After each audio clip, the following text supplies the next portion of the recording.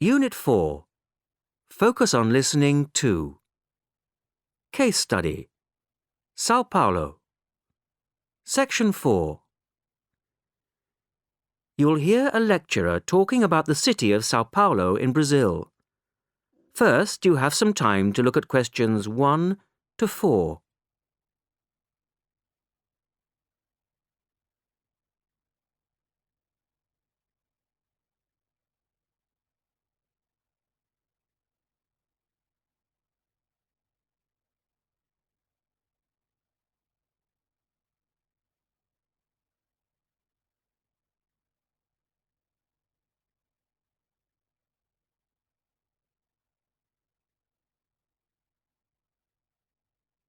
Now listen carefully and answer questions 1 to 4. Is everyone here? Good. Well, last week we talked about the astonishing growth of the world's cities, if you remember. And today I want to look at some of the reasons for this. What is it that draws people to leave their homes and families and move to big cities? To answer this question, I'm going to take Sao Paulo in Brazil as an example. First, some basics. There's a fact sheet on Sao Paulo in your books, but I think it's slightly out of date, so let me give you the correct information and you can make any changes, okay? Well, the city dates back to the 16th century, 1554 to be precise. By 1970, it had a population of 7.8 million. Not quite a megacity, but growing fast. I think your book gives the present population as 15.2 million, doesn't it? But the most recent figure I have is 16.5 million, which means the population has more than doubled since 1970. That makes Sao Paulo the world's third largest city, according to UN statistics. But other cities are growing even faster, and if UN projections are correct, by the year 2015, Sao Paulo will have fallen to the fourth largest city after Tokyo, Mumbai, formerly Bombay, and Lagos in Nigeria. Sao Paulo is South America's leading industrial city, and two of its most significant manufacturing products are cars and computers. On the agricultural side, Brazilian coffee is world famous, as you know, and Sao Paulo is the country's main centre for the coffee trade. Now, I hope you managed to get all that.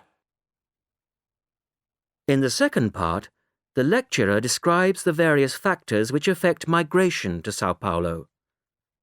Look at questions 5 to 10.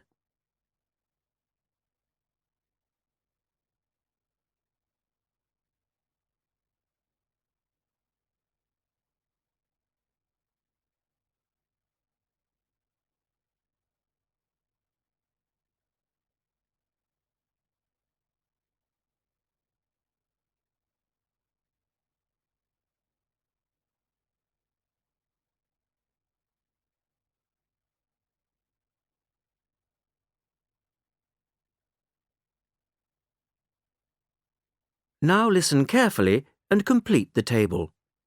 Write no more than 3 words for each answer.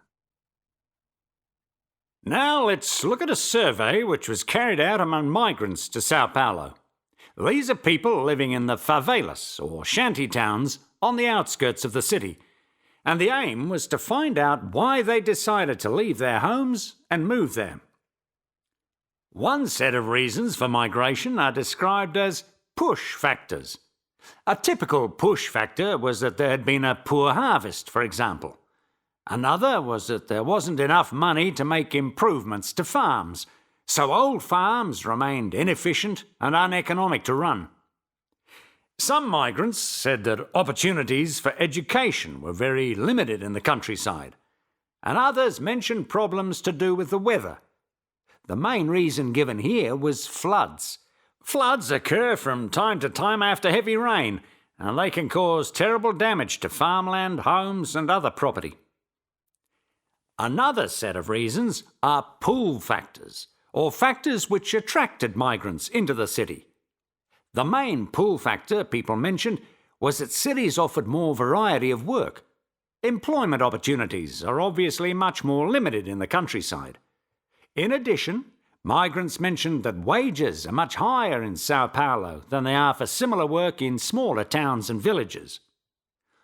Another pull factor mentioned in the survey was entertainment opportunities, things like cinemas, clubs, and sporting events. And we all know how the Brazilians love football. People also mentioned the fact that there were better hospitals and health facilities available in town. Last but not least, some people said that if your relations already live in the city, it makes the move easier because you have someone to help you settle in, find work, etc. The survey also looked at migration obstacles. That is, things which can stop migrants moving to the city. The main one here is a question of money.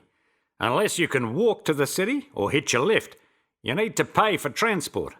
If you're poor, this can be a major stumbling block. Secondly, members of your family may object to the idea of your moving away, and that too can be a difficult obstacle to overcome. Well, that's all I have to say on the Sao Paulo case study, but if you're interested in following it up or finding out more about the city, there's a reading list on this handout which I'm going to pass around now. That is the end of the section. You now have half a minute to check your answers.